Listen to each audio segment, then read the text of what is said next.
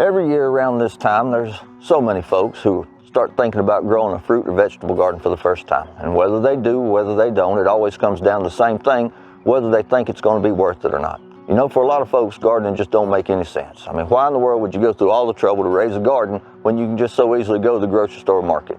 Well, in today's video, I'm going to tell you exactly when gardening made perfect sense and why I still continue to grow and expand my garden even to this day.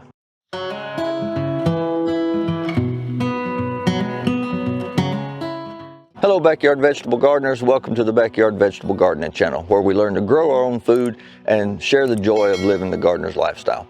Today is Wednesday, April the 16th, 2025, and I sure hope you're having a great day. Food is essential for sustaining life and for having good health. And you know, the older I get, the more I'm concerned about the quality of the food I'm eating. You know, you go to the grocery store and you look at what's in that stuff, you can't even pronounce it. Let's be honest, most of the stuff that's marketed as food at the grocery store is really nothing more than a food alternative or a substitute for real food.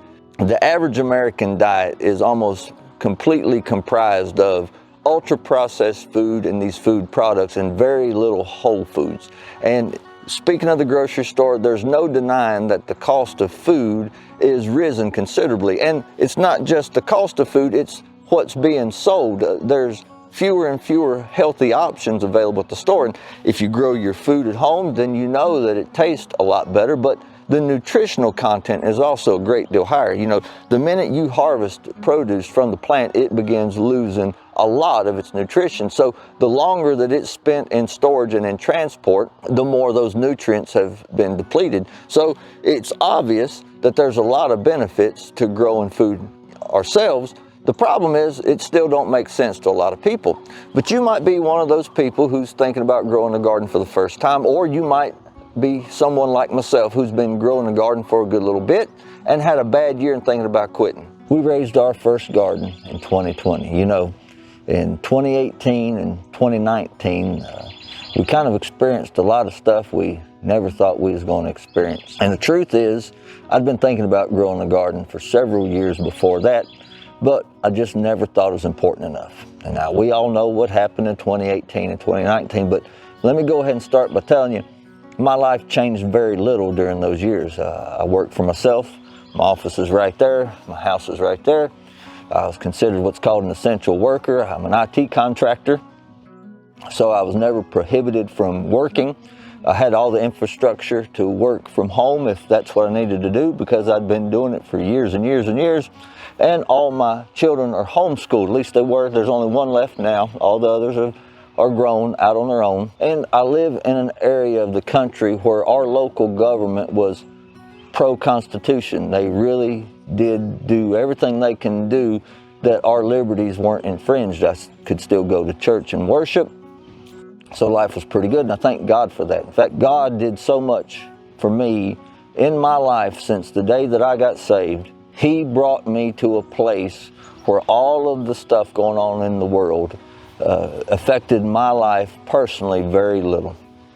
But you got to start thinking about the context of those years. You know, we've always had just a few months of food supplies and hygiene products and medical supplies. And you know, we had to come to the reality that those items might not be easily replaced.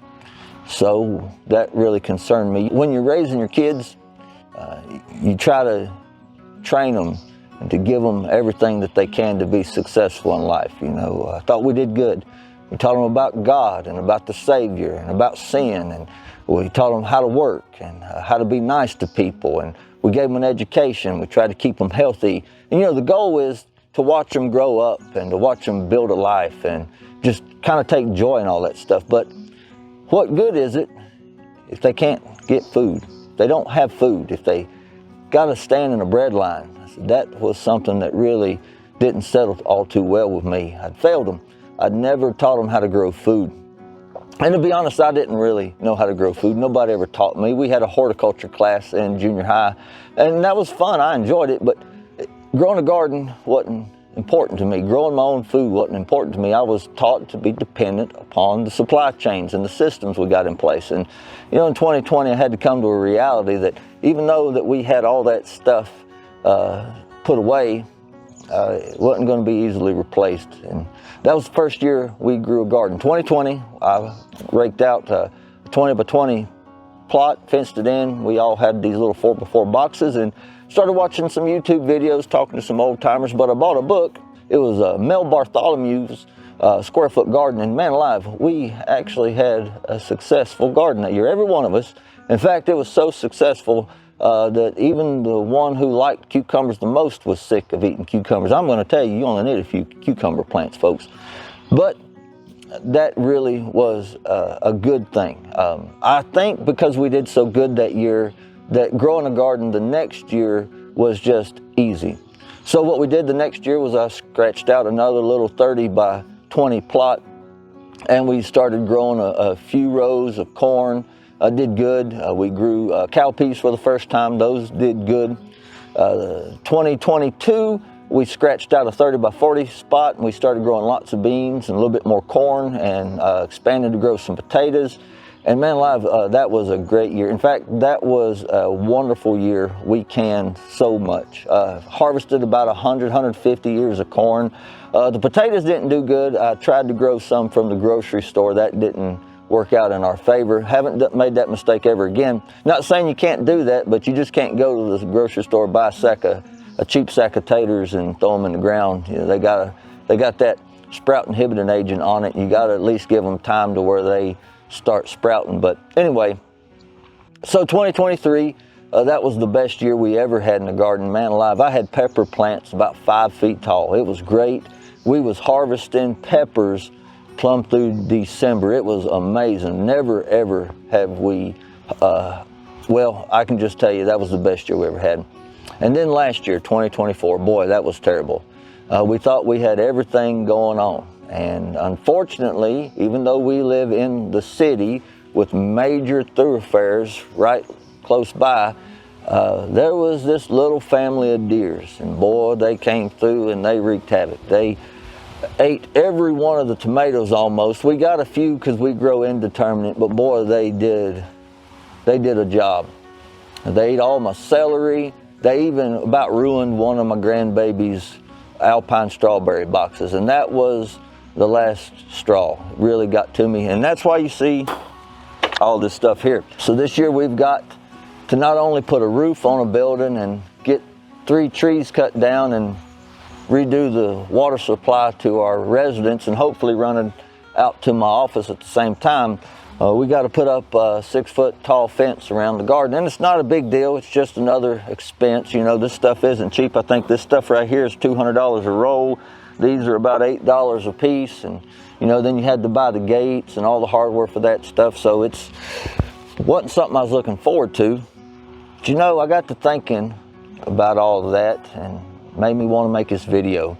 You know, guys, I don't know where you're at in your gardening journey, if you're just thinking about growing a garden, or maybe you had a bad year last year, but I'm going to tell you this: growing our own food shouldn't be considered as being an option.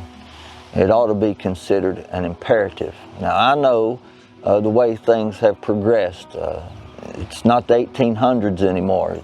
People live in cities, apartment buildings, condominiums. I understand that. I live in town myself, and I do have a little bit of property, not a big spread, but it's plenty enough to grow the garden you see behind me and have my office and buildings all over the place. So I know I might be in a different spot than some of you guys are, but I'm gonna just give you some advice on this. Years ago, when I was a boy, we was really poor. Grew up in government housing. Mom was a single mama, did the best she could. We didn't have a whole lot. About the time I was in the 6th or 7th grade, somewhere along there, started spending a lot of time on my grandparents' farm, and I'm just going to tell you, that was wonderful. It was strange, but it was wonderful. It was probably the happiest I'd ever been as a boy. I'd never been in an environment like that. You know, my grandparents worked full-time jobs.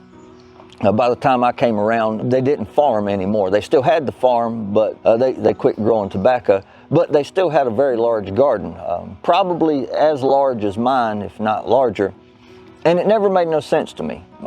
Here these folks were, they seemed to have everything that 2 people could ever want in life. They weren't rich, but they had a nice little old brick house. They had about 30 acres of land. they both had decent jobs. They could afford to buy food, and yet they grew that garden. But the thing that really made me scratch my head was something that I still find one of the most interesting things that I experienced in my life, and that was Grandma had two kitchens. She had her primary kitchen in the house upstairs, and that's where she prepared all the meals at. But she had a second kitchen in the basement, and that was her canning kitchen. That's where she did all her preserving. And they had so much food on the walls, it never made any sense why they did that. Well, in 2020, that's when it made sense. My grandparents had experienced hard times. They'd raised 6 children, and they didn't get no handouts from nobody. They worked, and they worked really hard. And that's all they ever knew was hard work. And I tell you, I really do wish that I would have been a little bit more curious about those things in those days, but I wasn't raised to, and I didn't think I ever had to. I was raised to depend on the system.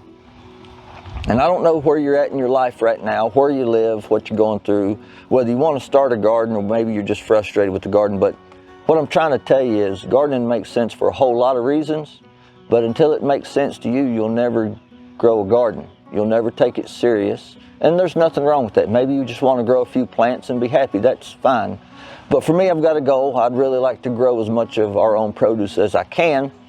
And around 2022 was when I realized that that was definitely a possibility, even though I don't have a lot of acreage.